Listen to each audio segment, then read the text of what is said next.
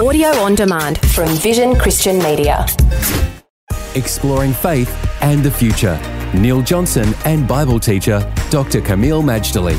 Camille, as we think of the ways that we need to change the way that we think, to understand the times that we're in, we've been looking at a number of different issues, things like globalization, the rise of travel, technology and knowledge. What is some of the Christian spiritual trends that we need to be aware of if we're understanding the times we're living in? Not just a Christian trend, but a global trend is what I call the rise of religious fundamentalism. Of course, when you hear that term, you think of radical Islam. But the term fundamentalism actually began with Christians, conservative Christians, 100 years ago or more. And Christian fundamentalists were people who were responding to the rise of liberal theology because seminaries were teaching highly intellectualized things that, in the view of the fundamentalists, were faith-deflating and heretical. They decided to counter all this, first of all, by penning a series of books called The Fundamentals, the bedrock fundamental doctrines of the Christian faith that really are not up for negotiation, like the triunity of God, perhaps, or the deity of Christ, his atoning work on the cross, his resurrection, his second coming. These are fundamentals. We believe, and there's no turning back. Eventually, out of this movement came what we now know as Bible colleges, because Bible colleges were going to teach the Bible and conservative theology, as well as practical ministry training. That's one of the results. In a sense, it's a good thing to be a fundamentalist because what it really means is you cut across hundreds and thousands of years of tradition, man-made, so you can get back to the pure, unadulterated, organic faith.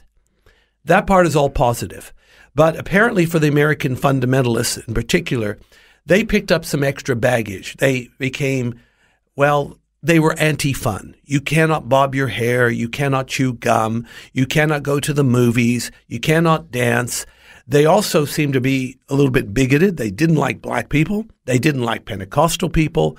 And basically they started to get a bad name. Then, of course, was the rise of the evangelical movement, which, has better press than the fundamentalists. But isn't it interesting? In 1979, when Iran threw off a 2,500-year-old monarchy, starting with Cyrus the Great and ending with the Shah, what did they call the Iranian regime? A fundamentalist regime. And so now fundamentalism was applied to theocratically puritanical and radical Islam rather than to Christians. Not only was Iran called a fundamentalist state and its leaders, their ayatollahs, the same, but also now the Islamic State, the Al-Qaeda, and these terrorist or jihadist groups, they're all called fundamentalists too. They don't like the term because as far as they're concerned, it's a Christian word. And sometimes there's an alignment with that Christian form of fundamentalism that could be misconstrued with the violence that comes from some of this Islamic fundamentalism. Is it a wise thing, Camille, for people to hold to the idea of being a fundamentalist Christian, or is the connotation just getting a little bit too dangerous?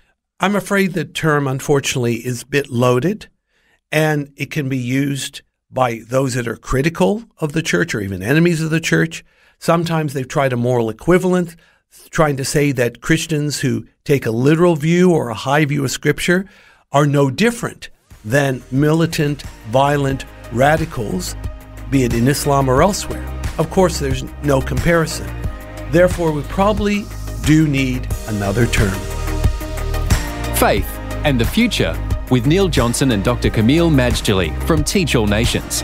Find articles, videos and podcasts from Dr. Camille, plus today's and other episodes of Faith and the Future in the Vision app or at vision.org.au. Thanks for taking time to listen to this audio on demand from Vision Christian Media. To find out more about us, go to vision.org.au.